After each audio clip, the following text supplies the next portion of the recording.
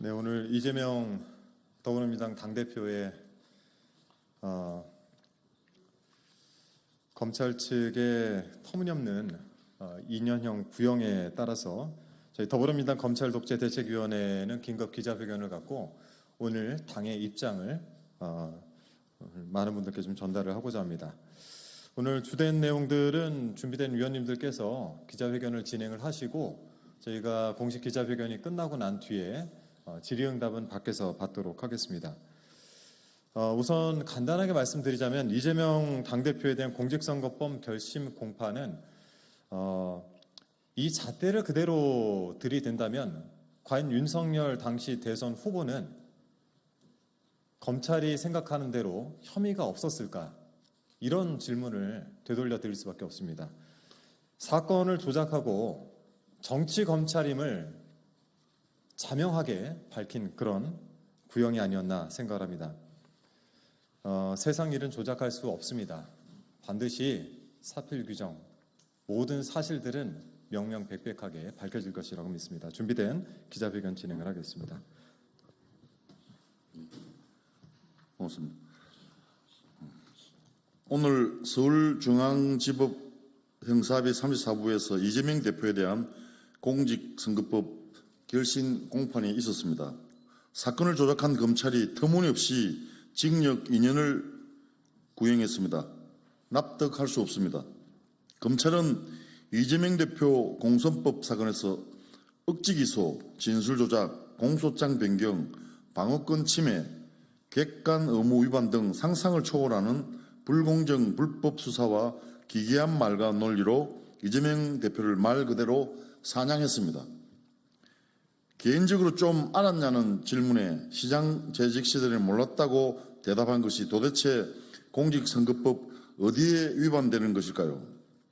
공직선거법 제255조 1항 허위사실공표죄의 공표 대상은 출생지, 가족관계, 신분, 직업, 경력 등 재산 행위 지지 여부입니다.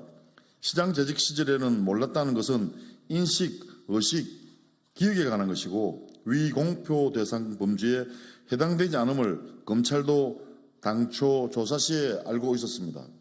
그런데 검찰은 대선이 끝나고 2022년 9월 8일 방향을 선회해 이재명 대표가 하지도 않은 말을 한 것처럼 사건을 왜곡하고 조작해서 기소했습니다.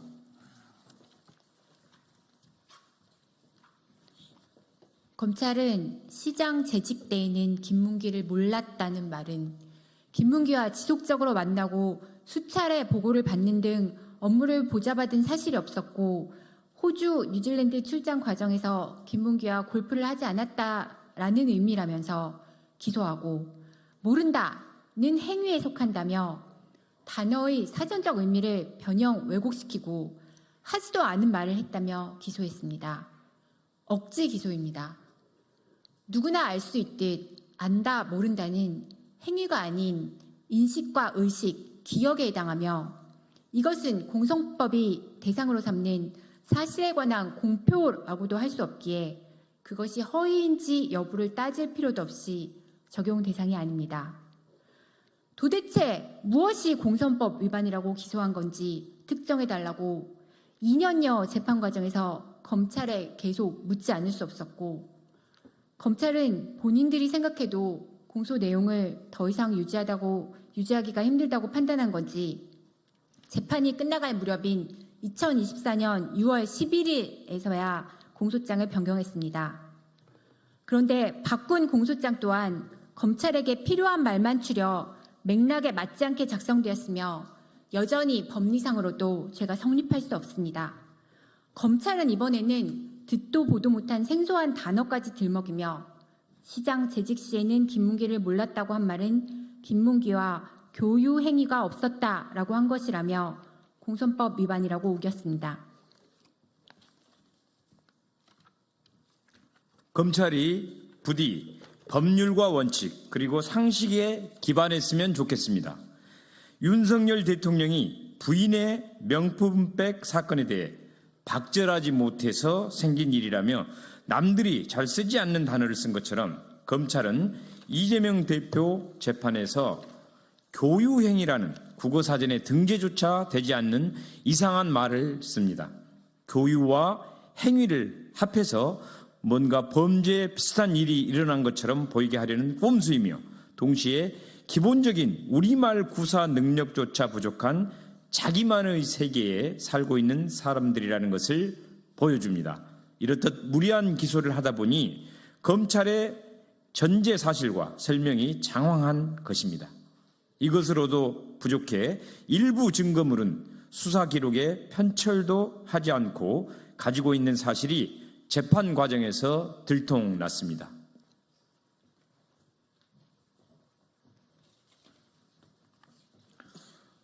검찰은 공문 표지가리를 통한 진술 조작도 서슴지 않았습니다. 결제받은 문서의 표지와 결제받지 않은 문서의 내용을 짜집게 하기까지 했습니다. 위법한 공문서 위조로 참고인을 농락해 허위 진술을 끌어냈습니다. 결론 정해둔 짜집기 수사에 표지가리, 짜집기 공문까지 동원했습니다. 공판에서 지적했음에도 끝까지 바로잡지 않았습니다. 심지어 블로그 사진을 조작하고 그걸 증거로 제시하는 대범함까지 보였습니다. 오늘 공판에서 검찰은 이재명 대표에게 소위 백현동 용도 변경 관련하여 국토부에서 압박받았다는 거 특정할 수 있느냐고 물었습니다. 백현동 사건 기소 10개월 동안 사건 기록을 이재명 대표와 변호인 측에 하나도 제출하지 않고 검찰은 증거로 쓰고 있습니다. 참으로 어처구니 없는 형태이고 방어권 침해입니다.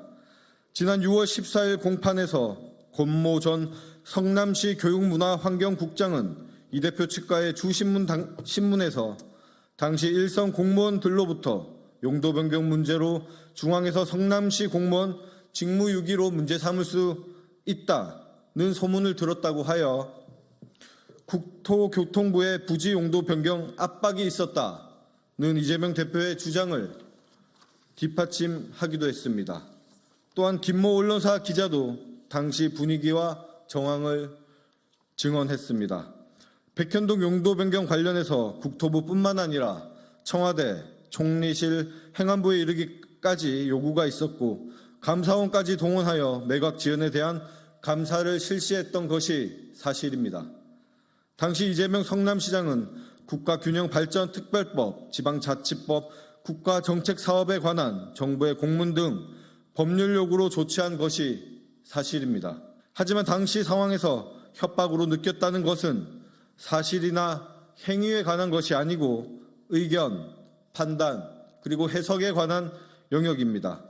행위 사실이 아닌 영역을 수사하고 재판하는 것, 그 자체가 잘못된 것입니다. 마지막 순간까지도 검찰이 이성을 회복했으면 하는 기대가 있었습니다. 신임 검찰총장의 말처럼 오로지 법과 원칙에 따라 그런 판단으로 돌아오길 기대하는 마음이 있었지만 오늘 구형에서 보듯 검찰은 그저 검찰 독재 정권의 든든한 사냥개 역할에만 충실했습니다.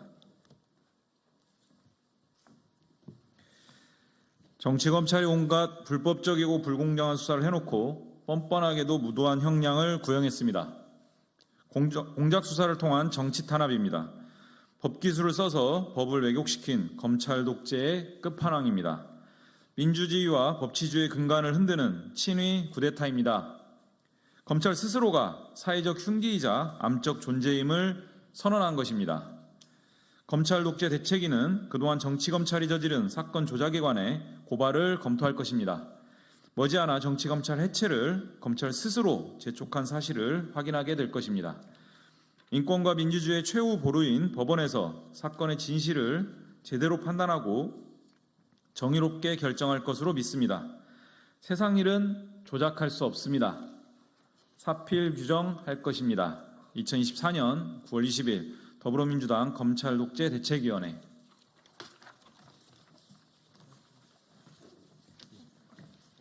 네, 나머지 저희 이제 질의응답은 밖에서 받도록 하고요. 저희가 기자회견 중에 공직선거법 제250조 1항 허위사실 공표죄 공표 대상 이거는 저희가 오독을 한 부분이 있어서 바로잡고 가겠습니다. 고맙습니다.